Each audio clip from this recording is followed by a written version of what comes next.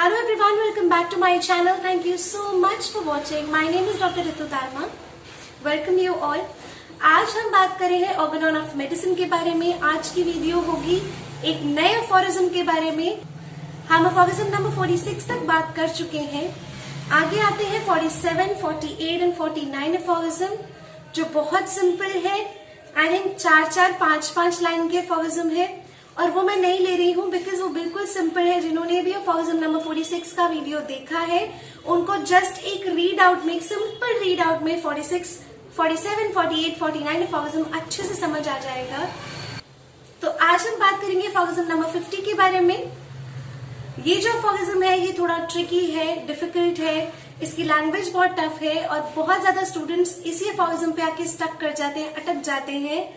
तो आज इस अफोरिज्म को मैं आपके लिए थोड़ा कंसाइज, ब्रीफ और सिंपल बनाने की कोशिश करूंगी. आई 100% ट्राई कि आपको ये वीडियो देखने के बाद ये अफोरिज्म समझने में ज्यादा परेशानी ना हो. लेकिन मैं हमेशा ये रिक्वेस्ट करूंगी कि जब भी आप ऑर्गेनॉन ऑफ मेडिसिन का कोई भी अफोरिज्म पढ़ते हैं थ्रू वीडियो तो उसको जरूर एक बार बुक में से या फिर ऑनलाइन उस अफोरिज्म को खुद से एक बार रीड जरूर कीजिए सो दैट आपको वो बहुत अच्छे से क्लियर हो जाए कि उस अफोरिज्म में डॉक्टर सैमुअल हैनेमन हमसे क्या कहना चाहते हैं. अगर आपको ये वीडियो अच्छी लगेगी तो please do give a big fat thumbs up. Subscribe to my channel if you haven't subscribed it till yet.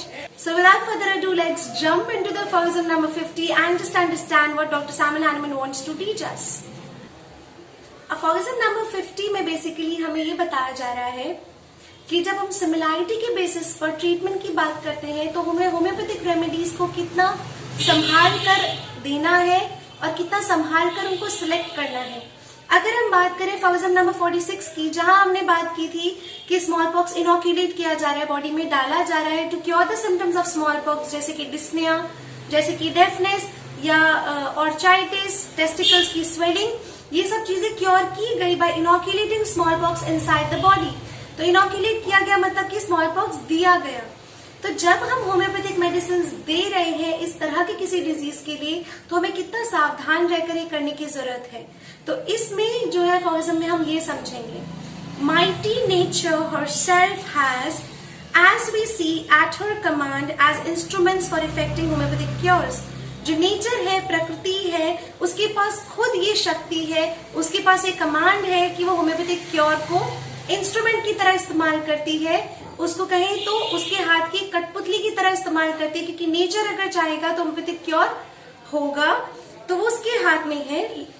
Little beside the miasmatic disease of constant character, कुछ अलग है माइजमेटिक डिजीजेस जो है जिनका कैरेक्टर जैसे इच है, measles है, small pox है, ऐसे जो डिजीजेस हैं वो कुछ अलग माइजमेटिक डिजीजेस हैं जिनमें मोर्बिफिक एजेंट्स विच एज रेमेडीज, जो मोर्बिफिक एजेंट्स है इन सब डिजीजेस की जिनकी बात की गई, इनका जो अबनॉर्मल एजेंट है, डिजीज कॉजिंग एजेंट है, वो एज रेमेडीज जब वो दवाइयों के रूप में आते हैं और either more dangerous to life, वो या तो बहुत ज्यादा डेंजरस होते हैं लाइफ के लिए and more to be dreaded और बहुत ज्यादा भयानक हो सकते हैं then the disease they are to cure. किससे ज्यादा?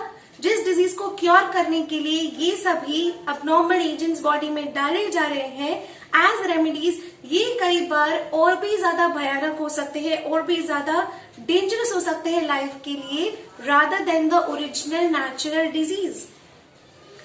अब आगे क्या कह रहे हैं डॉक्टर हैनेमन? और of such a kind that after they have effected the cure they themselves require curing in order to be eradicated in their turn. What does this mean?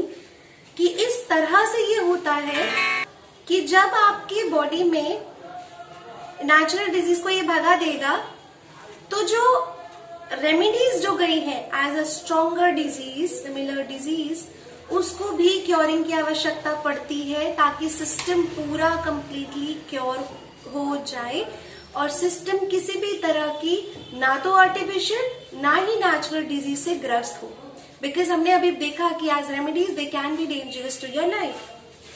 And how few disease are there to which a man is subject to find their similar remedy in small pox, measles और etch.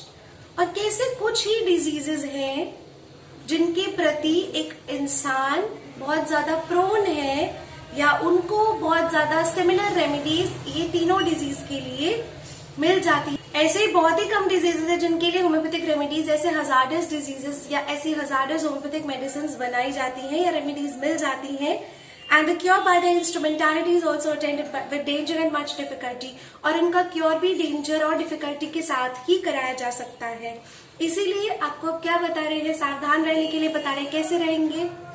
तो doctor Hahnemann कह रहे हैं कि इसी कारण की वजह से, for this reason that the doses of these morbific powers can not be diminished according to circumstances as dose of the medicine can.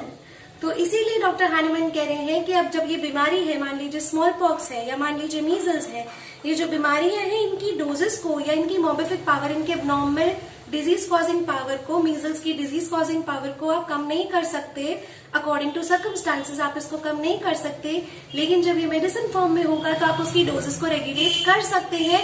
वो आपके हाथ में है कि आप ऐसी पोटेंसी या आप ऐसी डोजेस नहीं दें जिससे कि जो बॉडी में ठीक करने के लिए जो एजेंट डाला जा रहा है वो किसी की लाइफ के लिए डेंजरस हो जाए। It is simple.